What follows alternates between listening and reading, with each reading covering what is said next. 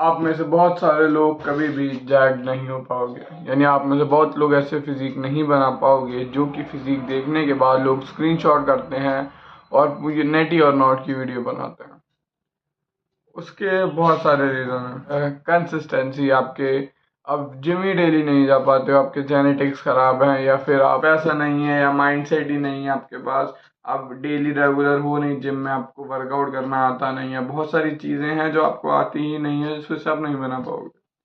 लेकिन अगर ये सारी बेसिक्स आपके फुलफिल्ड है, फिर भी अगर आप बॉडी नहीं बना पा रहे हो एक अच्छी, तो मैं बताता हूँ उसके रीजंस क्या हैं। सबसे पहले मैं अपनी इधर एक क्लिप लगा देता हूँ जस्ट टू क्या कहते हैं उसे, आपको एक तसल्ली देने के लिए कि हाँ भाई, जो बंदा आपको बता रहा है उसका खुद भी एक एवरेज, अबव एवरेज फिजिक है।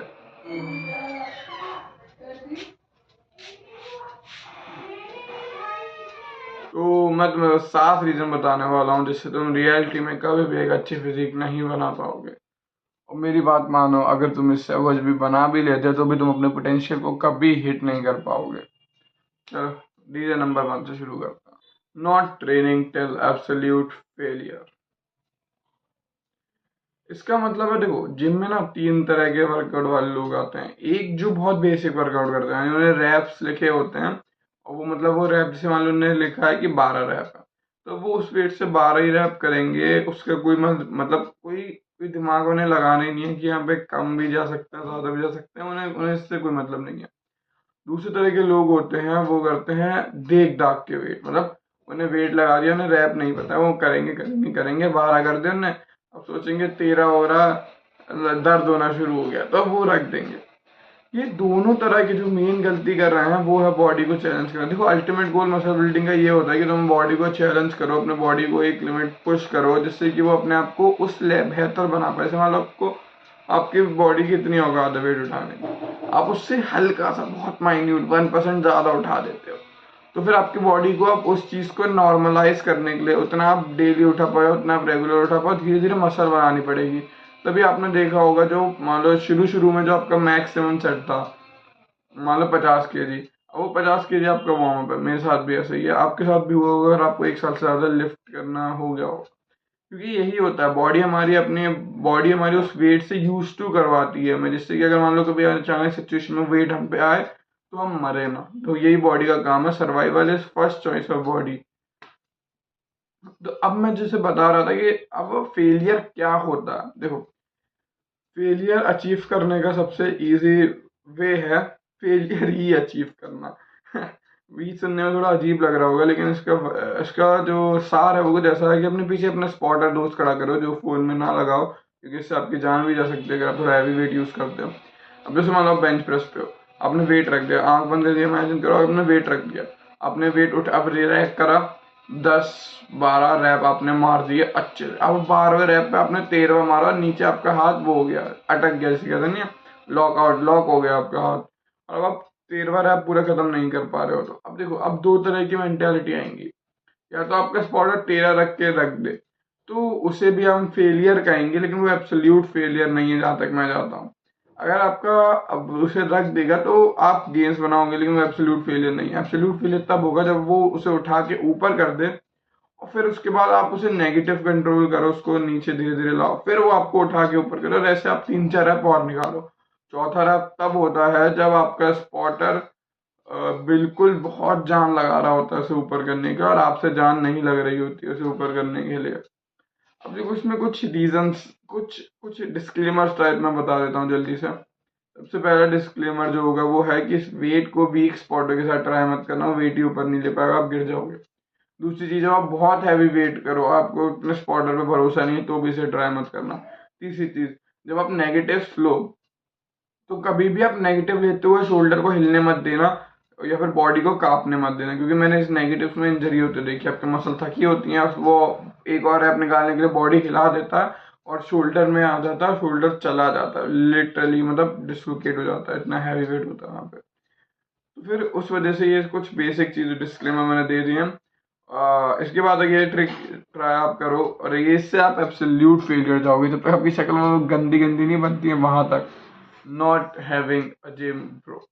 देखो, not having a gym bro. अब ये देखो, दो तरह के जिम ब्रो होते हैं, मैंने ऐसा देखा है कि पहले तो होते हैं जो बेकार वाले होते हैं जो फोन पे लगे होते हैं, दूसरे होते हैं जो सही होते हैं जो वर्कआउट में होते हैं। अब आपको देखो, अब मैं आपको इधर दिखाता हूँ देखो। आप यहाँ पे इसे स्केल इमेजिन करो, ठीक है, ये यहाँ पे 0 है, यहाँ पे 10 है, ठीक है? अगर आपके पास अभी कोई जिम ब्रो नहीं है तो आप 0 पे हो। अगर आपके पास एक बुरा जिम ब्रो है तो आप नेगेटिव में हो।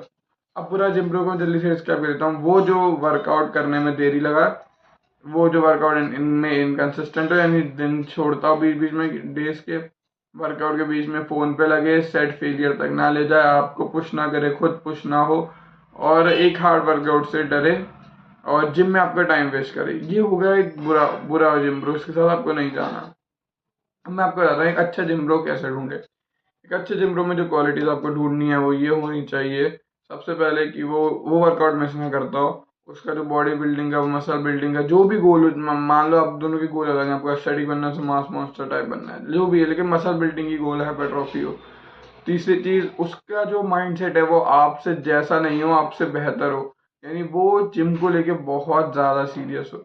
चौथी चीज, वो लिटरली फेलियर तक पुश करने में इंजॉयमेंट ले, यानी उसमें वो मैस्कुलिन ड्राइव बची हो कि जब उसकी बॉडी पूरी हार जाए वो उसके बाद भी उसे पुश करे तो उसे मजा आए।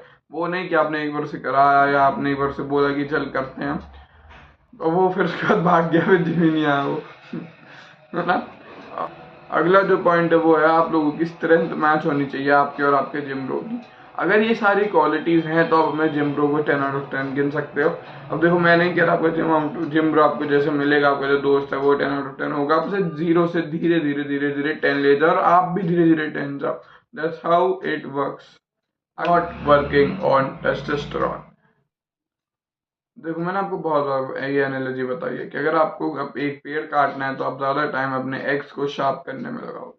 टेस्टोस्टेरोन उस शार्प एक्स की तरह काम करता है। देखो, मैं और मान लो एक चिंटू नाम का लड़का, मेरा टेस्टोस्टेरोन 900 नैनोग्राम पर डेसीलीटर है, उसको 450 नैनोग्राम पर डेसीलीटर है। अब आप लॉजिकली सोचो कि मेरा उससे दुगना टेस्टोस्टेरोन है, तो हम में से अगर वो, मैं उससे थोड़ा वर्स्ट वर्कआउट भी करूँ, मान लो वो अगर मान लो हर सेट फेलियर तक ले जा रहा है, मैं 3-4 सेट छोड़ूं, मैं उससे थोड़ी सी वर्स्ट डाइट खाऊं, उससे कम प्रोटीन, थोड़ा ज़्यादा कार्ब्स खाऊं, अगर मैं मान लो उसके जितना हार्ड वर्क भी ना करूँ, उसके जितना कार्डियो भी ना करूँ, तो भी इन टू एंड अगर 1-2 महीने की प्रोग्रेस नहीं, अगर आप साल भर की प्रोग्रेस देखोगे तो मैं उससे आगे हूँगा। रीजन बीइंग, टेस्टोस्टेरोन इतना ज्यादा पावरफुल है। आप, अगर मैं आपको एक स्टडी समझाऊं, उसमें 2 ग्रुप बनाए गए। एक ग्रुप को वर्कआउट कराया और अच्छी डाइट दी, एक ग्रुप को शायद डाइट दी और टेस्टोस्टेरोन के इंजेक्शन दिए, जो वो लेते हैं पावर बॉडी बिल्डर्स वाले जो स्टेज पे कम्पीट करते हैं। अगर उन ग्रुप में जब देखा गया किसने ज्यादा मसल मास बनाई, तो आप हैरान हो जाओगे जान के। हाँ, अगर आपको भी लगा भाई जिन्हें टेस्टोस्टेरोन लिया, लिटरली उनने बिना वर्कआउट करे ज्यादा मसल मास बनाई उनसे जो वर्कआउट कर रहे थे। अब हाँ, वो बात अलग है, ये जो डोसेज पे डिपेंड करता है कि ये जो इस साइड वाले टेस्टोस्टेरोन वाले बंदे होंगे जिन्हें दिया था, वो शायद 2000 या 3000 नैनोग्राम पर डेसीलीटर दिया गया होगा, हाई लेवल डोसेज।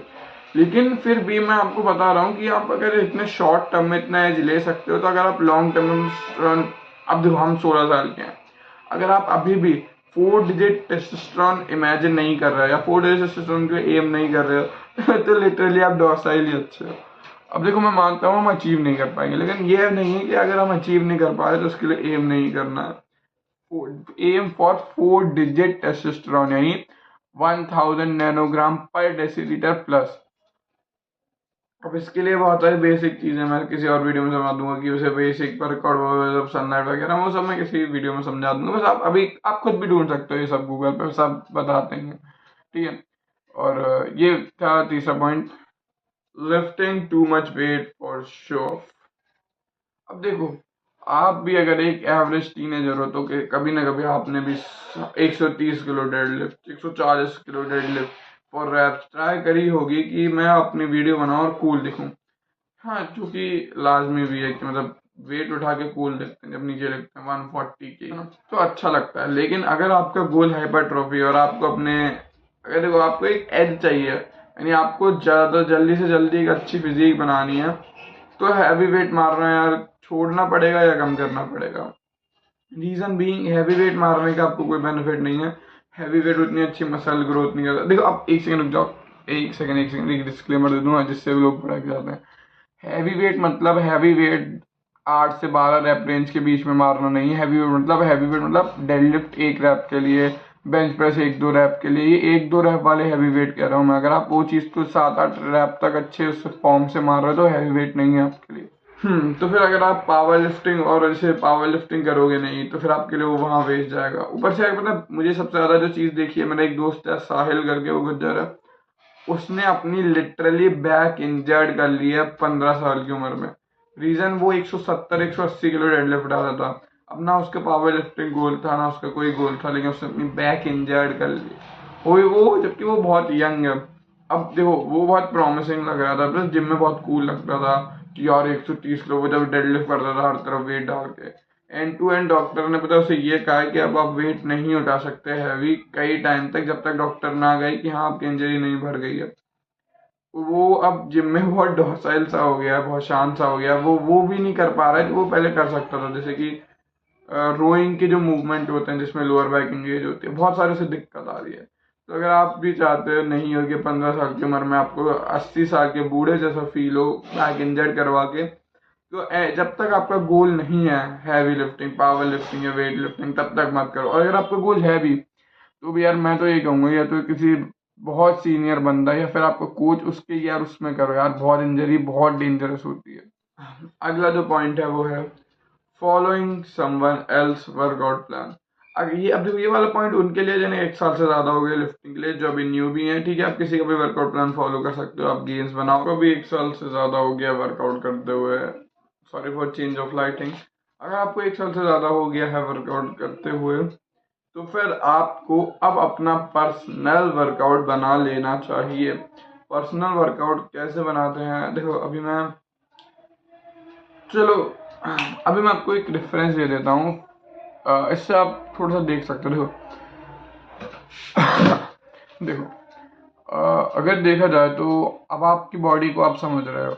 अब देखो मैं बताता हूँ, अगर मान लो साकेत गोखले का वर्कआउट आप भी करते हो, मान लो उसे अपने शोल्डर्स ग्रो करने में चाहिए एक एक्सरसाइज, लेकिन आपके शोल्डर वीक हैं जेनेटिकली। अब ये हो सकता है मान लो आपके चेस्ट उससे ज्यादा स्ट्रॉन्ग हो, शोल्डर वीक हो, तो आप चेस्ट से एक एक्सरसाइज कम करके, मान लो चेस्ट से आपने सिर्फ एक प्रेस एक फ्लाई करा, शोल्डर में एक्सरसाइज ऐड कर लो। जैसे कि मान लो रियल डेड बहुत ही वीक रह जाते हैं, जेनेटिकली वीक है, कितना भी एक्सरसाइज करो ग्रो नहीं हो रहा, तो अब क्या करोगे कि वो जो मशीन वाले होते हैं वो यूज करा आपने, उसके बाद एक डंबल की एक्सरसाइज करी, दोनों इंटरचेंज में।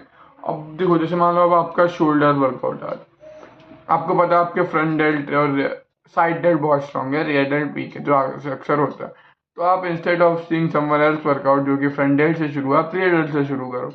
लिटरली रियर डेल्ट से ही शुरू करो, अपने वीक पार्ट से ही शुरू करो। अगर आपने कहीं भी एक कोच या एक प्रोफेशनल के साथ काम करा तो आप समझोगे वो सबसे पहले आपकी स्ट्रेंथ और वीकनेसेस पूछते हैं।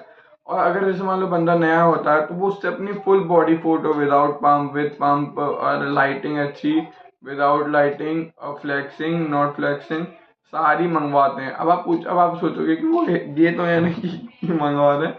रीजन यही होता है कि वो आपके वीक और आपके स्ट्रॉन्ग पार्ट समझ सके, अपनी बॉडी को क्या सिमेट्रिकल बना रहा है। और मान लो जैसे मैं दिखाता हूँ, मान लो मेरी बॉडी ऐसी है और वो थोड़ी सी ऐसी है, तो अब वो कोच समझ रहा है कि इसका एक ट्रैप बड़ा है एक ट्रैप छोटा है, तो वो मुझे आइसोमेट्रिक ट्रैप की एक्सरसाइज देगा जो मैं एक हाथ से कर सकूँ, जिससे कि वो मेरे ट्रैप की बैलेंस कम हो। तो यही पर्सनलाइज वर्कआउट होता है। अपना वर्कआउट अपने हिसाब से बनाओ instead of following someone else workout. अब मैं हर महीने एक गाइड लाऊंगा, बहुत ज़्यादा लंबी, 30 मिनट के आसपास या उससे भी ज़्यादा जा सकती। अभी जो मेरी नवंबर वाली गाइड होने वाली है वो होगी मेरे ख्याल से, मैं जिम पे ही बनाऊंगा, क्योंकि जिम से अभी भी बहुत लोगों को बहुत कंफ्यूजन है। इंडिया में इतने बड़े फिटनेस इन्फ्लुएंसर हैं फिर भी लोगों को बेसिक नॉलेज ही नहीं है, ये बात मैंने खुद देखी है। तो मैं जिम के बारे में बेसिक से लेके पूरे एडवांस तक एक गाइड बनाऊंगा। जो मैंने सीखा उसमें बहुत सारी चीज़ें होंगी, जो मैंने नहीं सीखी अभी जिन पे मैं काम कर रहा हूँ वो भी बहुत सारी चीज़ें होंगी। स्टे ट्यून्ड कि अगर आप सिर्फ एक बेसिक चीज कंसिस्टेंसी करोगे तो आप आज नहीं कल नहीं, आज नहीं थोड़े और साल बाद 25 साल की उम्र में फिजिक बनाओगे, 26 में भी बना सकते हो, लेकिन अगर आप कंसिस्टेंट रहोगे, आप एंड टू अपनी लाइफ के एंड तक लिफ्टिंग करते रहोगे, तो आप एक जैक दादाजी होगे और लिटरली आपके बच्चे ये कहेंगे कि मेरे दादाजी है तो मेरे पापा से भी ज्यादा जैक है। तो बाय। और अगर आप मेरे साथ मेरी जर्नी में जुड़ना चाहते हो, जिसमें मैं और बेसिकली टीनेजर्स को बेसिक से एडवांस तक लेता हूँ, मतलब यानी जिसमें मैं टीनेजर्स को बेसिक सेल्फ इम्प्रूवमेंट के बारे में सिखाऊँ, अपने लाइफ के लेसन देता हूँ, और जो मैं सीख रहा हूँ बुक से या फिर और चीज़ों से वो आपको सिखाता हूँ, तो आप चैनल को सब्सक्राइब कर सकते हो और वीडियो को लाइक कर सकते हो, जिससे वो एल्गोरिदम में है और लोगों की हेल्प हो, और कमेंट कर सकते हो अगर आपको कोई भी प्रॉब्लम हो। बाकी thanks for watching, do what bottom 99% are not doing.